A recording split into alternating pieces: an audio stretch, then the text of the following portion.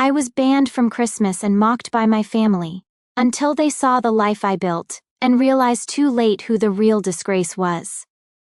I'm 28 female and I've always been the ugly duckling of my family. My sister Macy, 32 female, has always been the golden child. Blonde, tall, conventionally beautiful, married to a successful lawyer named David.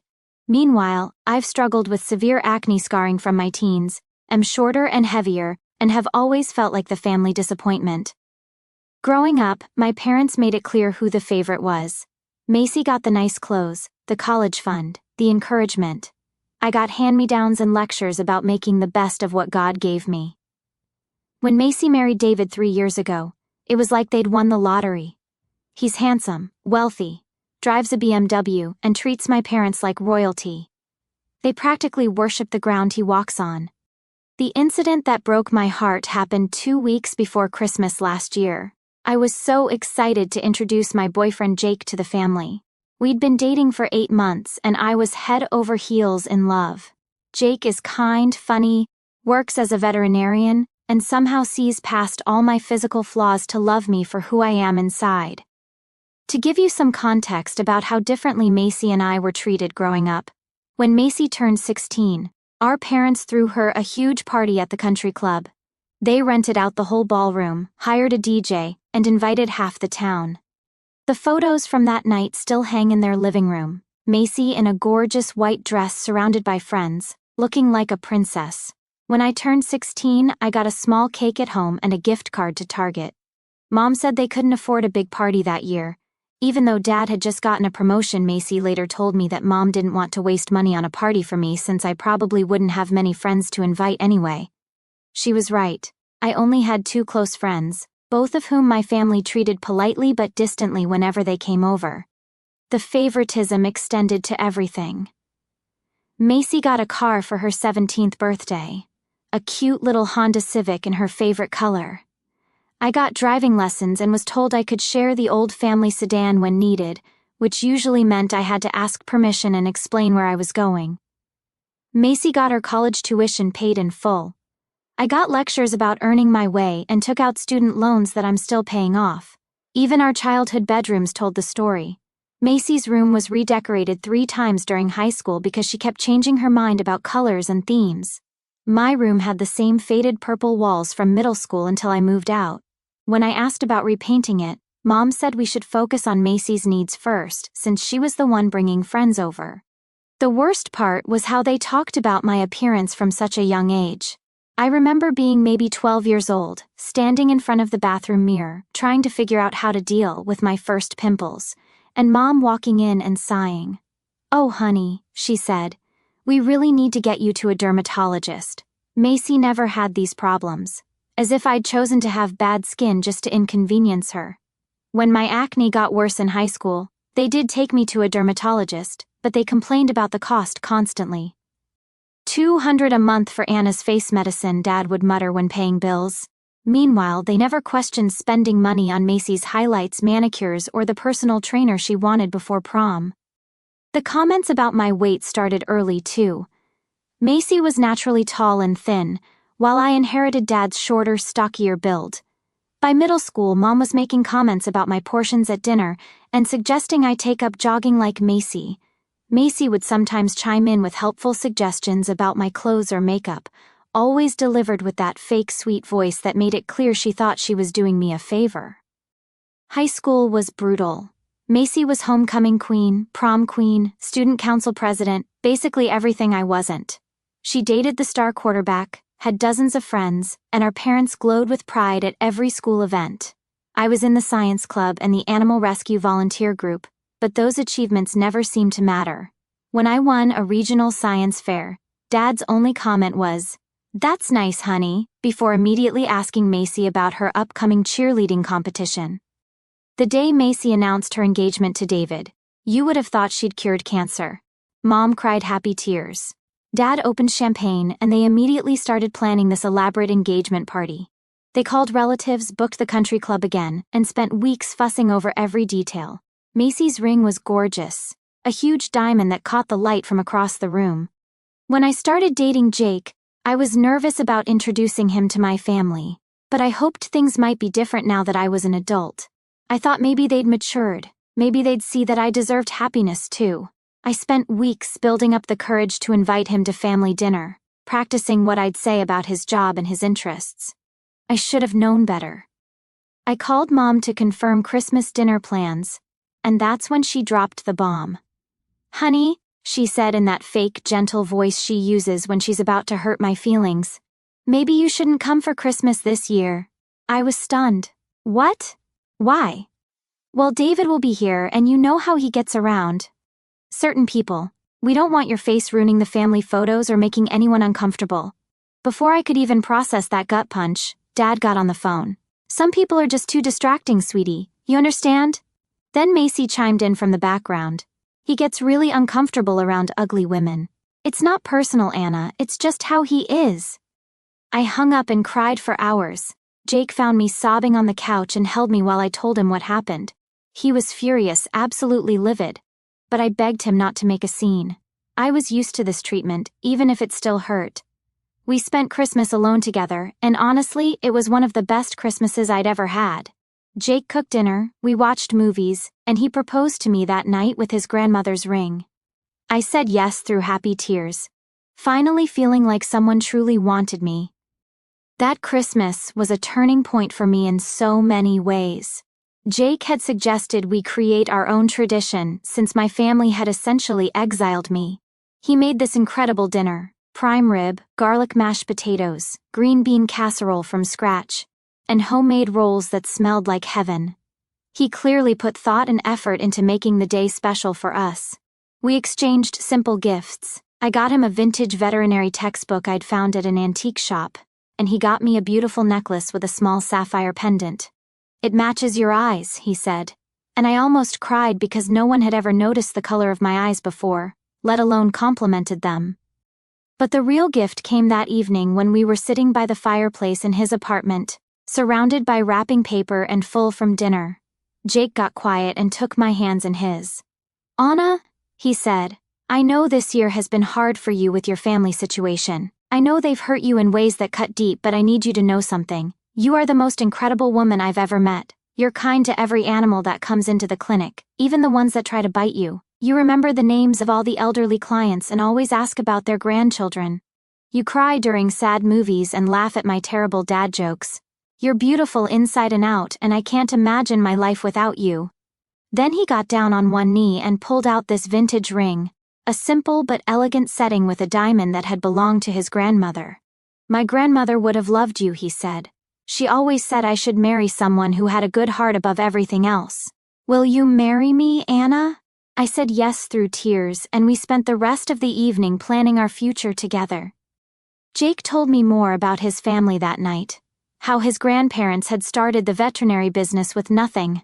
How his parents had built it into something successful while always staying humble and grounded. He said his family valued character over everything else, and that they were going to love me. I couldn't help but compare this to how David had proposed to Macy.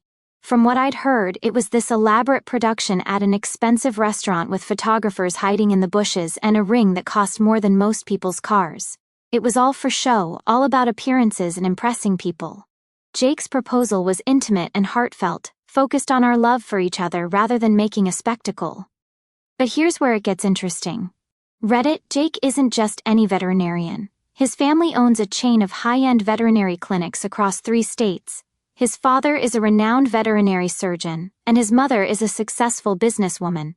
Jake himself is brilliant. He has a doctorate in veterinary medicine, speaks 3 languages, and volunteers at animal rescue organizations. He's also incredibly handsome in a quiet, understated way. Think less flashy lawyer, more ruggedly handsome country vet who saves puppies for a living. The thing is, Jake dresses simply: jeans, flannel shirts, work boots. He drives a practical pickup truck because of his job. He's humble about his family's wealth and success. If you saw him on the street, you might think he was just a regular working guy, which is exactly how he likes it. He says it helps him connect with his clients and their pets. I never told my family any of this because, frankly, after years of their treatment, I'd stopped sharing details about my life with them. They never asked about Jake beyond his name, never showed interest in meeting him, never cared about my happiness. So, they had no idea who I was actually marrying. The wedding was small and beautiful. Jake's family welcomed me with open arms. They're genuinely kind people who judged me on my character, not my appearance. Jake's mom even helped me find a dress that made me feel beautiful for the first time in my life. His dad walked me down the aisle since my own father couldn't be bothered to show up. They were all busy that weekend. Apparently, the contrast between Jake's family and mine was stark from the moment I met them. His parents, Margaret and Robert, invited me over for dinner just 2 weeks after Jake and I got engaged.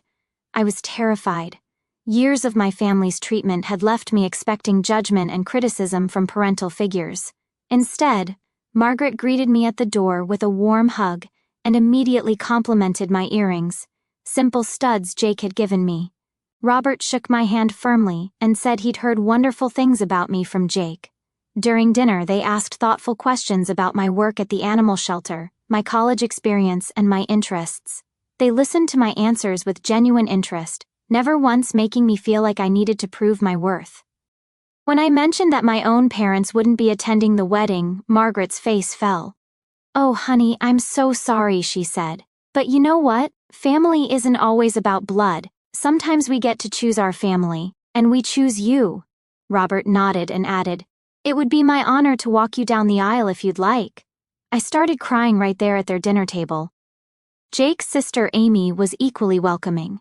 She's a teacher, married with 2 young kids, and she immediately started including me in sister activities, shopping trips, girls' nights, family barbecues. She never once made a comment about my appearance or compared me to anyone else. When I mentioned being nervous about wedding dress shopping, she said, "We're going to find you something that makes you feel like the gorgeous bride you are." And she meant it. The wedding dress shopping experience was everything I dreamed of as a little girl, but never thought I'd have. Margaret, Amy, and 2 of my close friends from college came with me. They cheered when I found the dress, a simple but elegant A-line gown that somehow made me look graceful and beautiful. Margaret cried when she saw me in it and said, "Jake is going to fall in love with you all over again."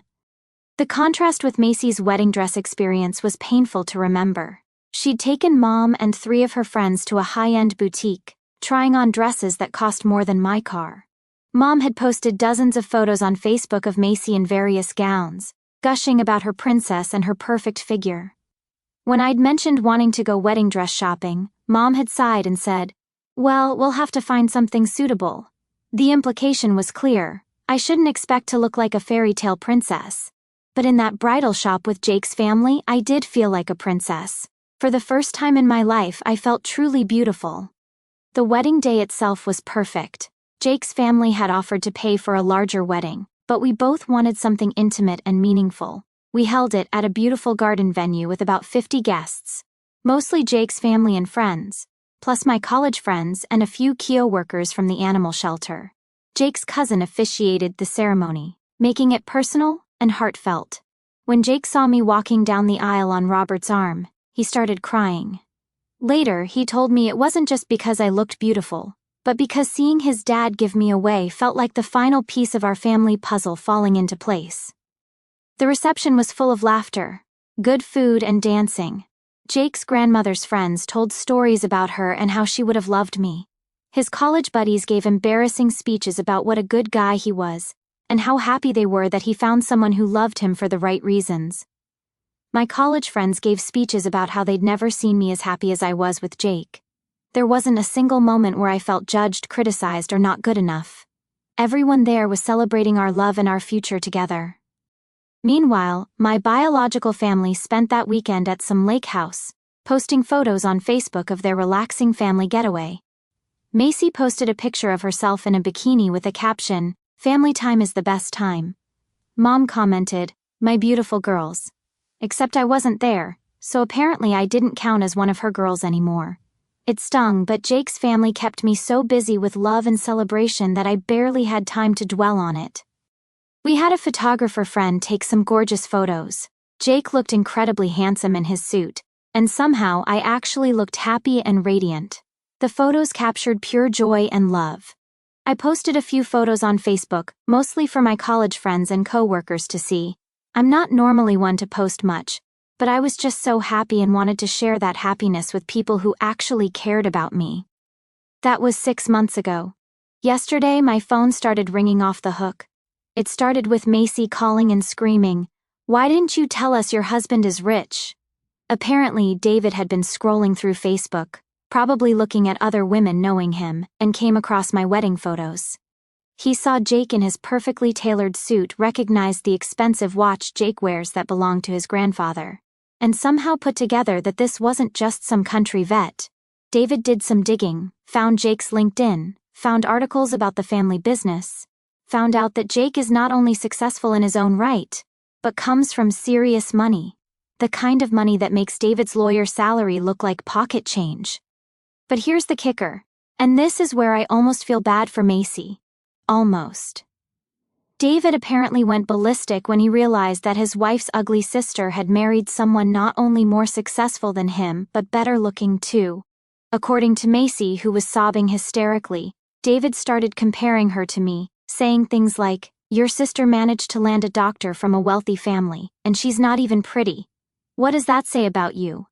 The man who couldn't stand to be around me because of my appearance suddenly couldn't stop talking about how my husband was out of my league, and wondering what Jake saw in me that he didn't see in Macy. Macy said David had been acting strange for days, asking questions about Jake, looking at our wedding photos over and over and muttering about missing opportunities and settling too quickly. Then yesterday morning, David apparently had a complete meltdown. He told Macy that he'd married the wrong sister and that he wanted a divorce. Macy came home from work to find divorce papers on the kitchen table and David's belongings gone. She called me crying, begging me to talk to Jake to see if Jake had any single friends, asking why I never told them about Jake's family. The same sister who said I was too ugly to come to Christmas was now desperate for my help. But wait, there's more. Mom called next, suddenly very interested in meeting Jake and welcoming him to the family properly. She kept asking when we were going to visit, saying how sorry she was that they missed the wedding and how they'd love to host us for dinner. Dad called after that, talking about how family is everything and how they'd always supported my choices. He actually had the audacity to say he'd always known I'd find someone special and that he was proud of me for landing such a catch. The phone calls kept coming. Aunts and uncles I hadn't heard from in years, suddenly wanting to reconnect. Cousins asking for Jake's business card for their pets. Family friends wanting to be Facebook friends again after years of ignoring me. But the most pathetic call came from Macy again.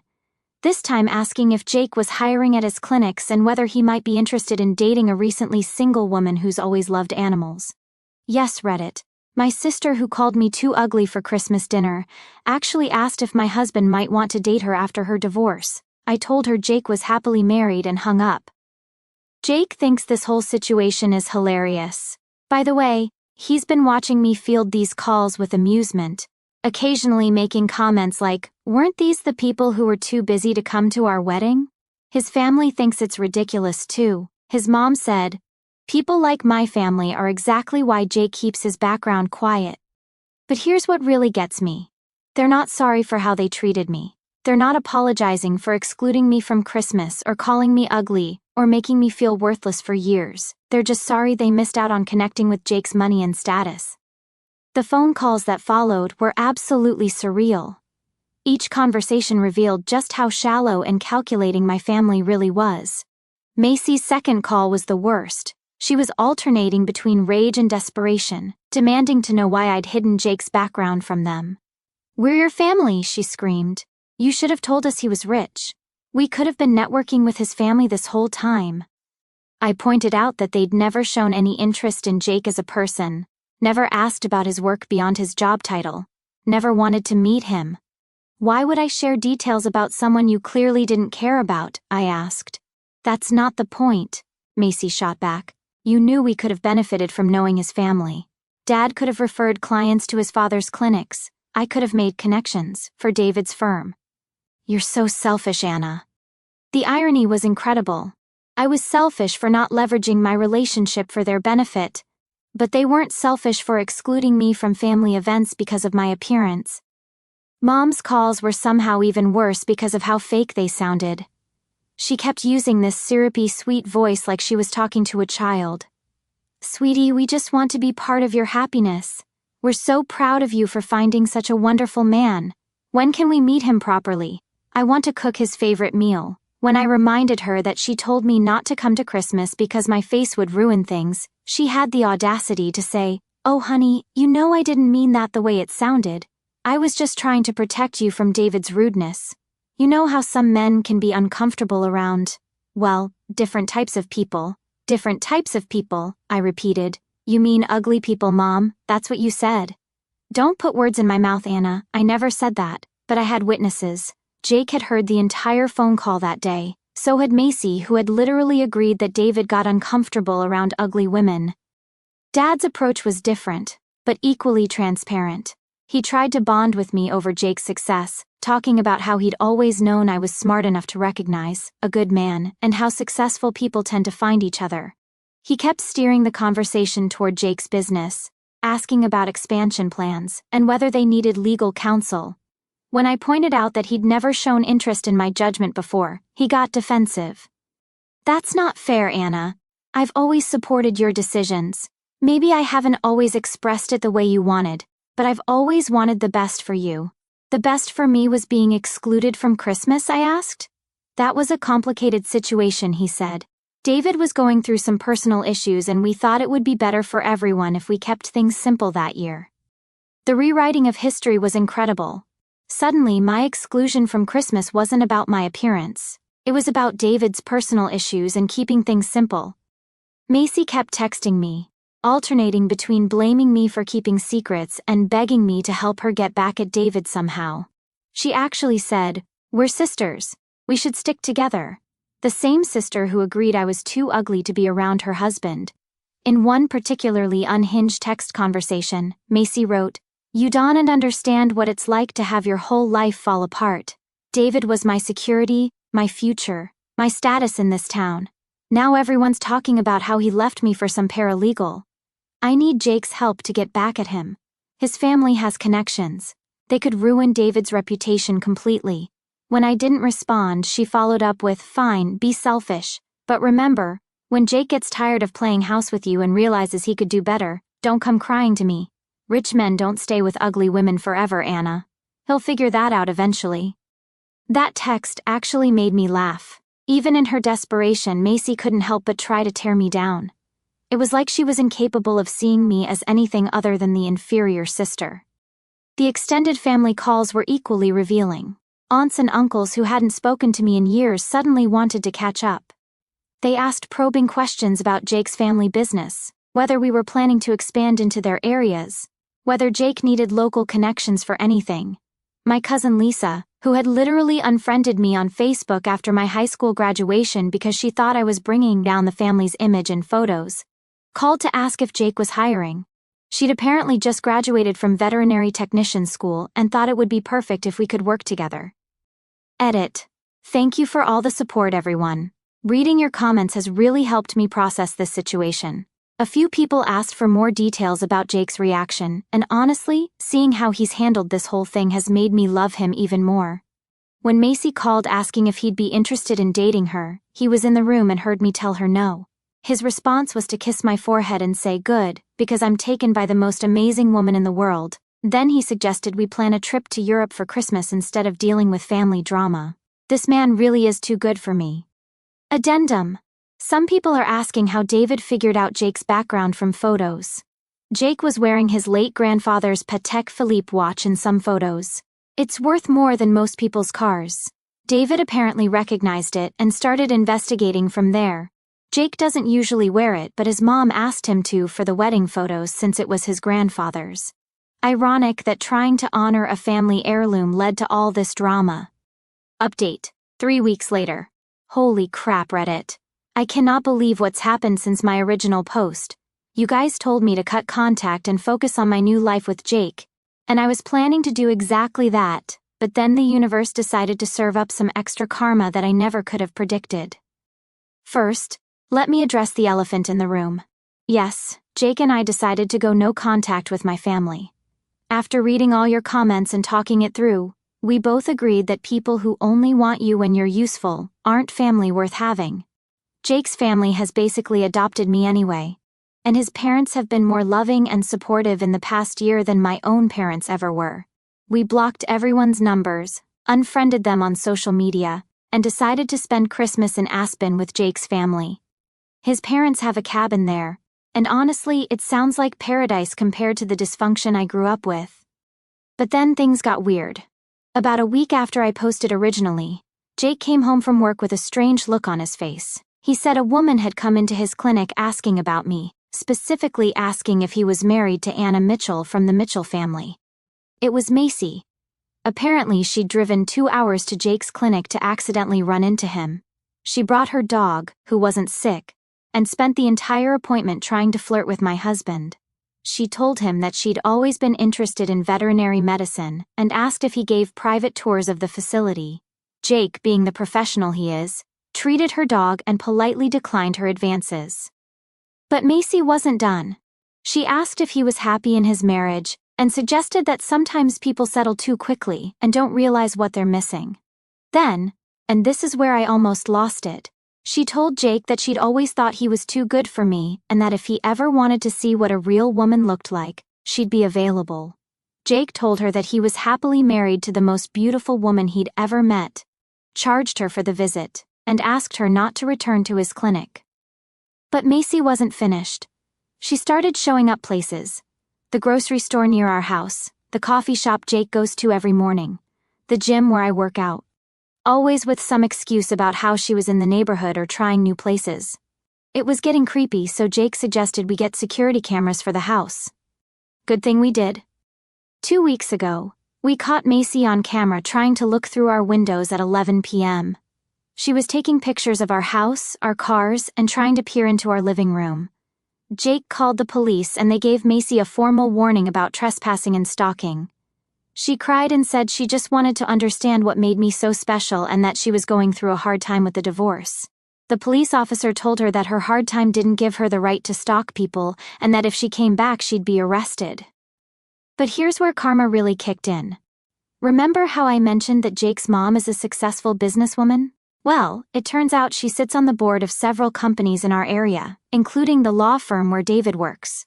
Jake's mom, let's call her Margaret, doesn't usually get involved in drama.